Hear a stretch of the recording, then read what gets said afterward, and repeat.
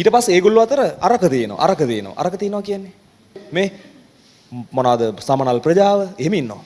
හරි? ඒ hina වෙන්නේ ඒවට. හරි? අහගන්න. කොහොමද? ඔය තමයි අරත් දැක්කේ. ගෙදර ගිහලා බලන්න නැද්ද කියලා. ඔව් ඔහොම කියලා දුන්නේ කවුදත් කියලා මට පොඩ්ඩක් ලියලා කියලා දෙන්න. පුතේ ඊට පස්සේ අනුමාත්‍රකාව ලියන පරිසර පද්ධතිය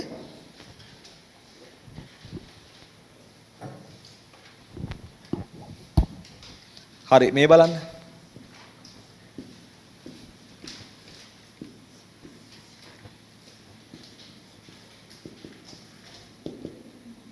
මේ බලන්න.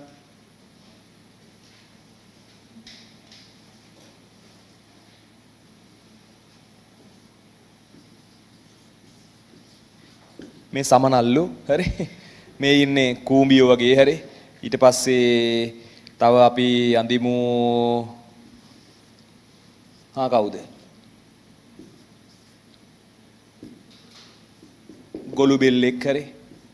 ගොළු බෙල්ලෙක් හරි මේ පුතේ දිරච්ච මාර කොටයක් කියලා හිතන්න දිරච්ච ලීයක් රයිට් ඔයා පරිසර පද්ධතිය කියන තැන මේ අහන්නකො හරි ලේසි හරි මේ තමයි ඩෙෆිනිෂන් එක. සරලයි.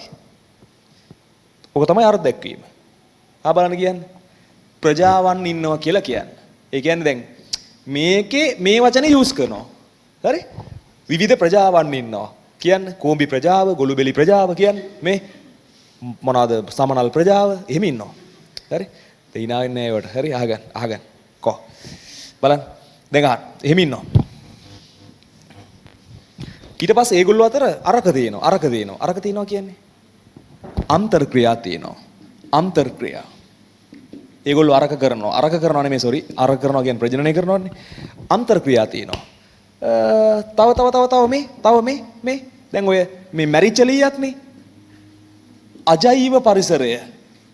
හරි?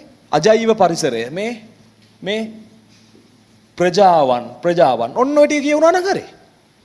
රයිට් ඔයා දැන් පරිසර පද්ධතිය කියලා මේක ඇඳගෙන මේ ටික ලියාගන්න එච්චරයි. ඔය තමයි අරත් දැක්කේ. ගෙදර ගිහලා බලන්න නැද්ද කියලා. ඔව් ඔහොම කියලා දුන්නේ කවුදත් කියලා මට පොඩ්ඩක් ලියලා කියලා දෙන්න. හරි? පස්සේ වෙලාවක.